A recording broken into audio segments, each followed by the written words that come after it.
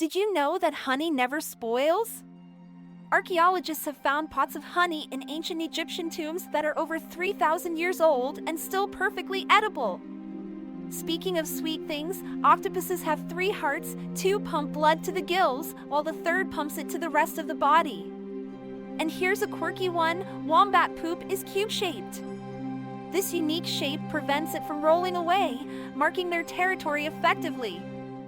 Oh, and if you ever feel like a snack, consider this: bananas are berries, but strawberries aren't.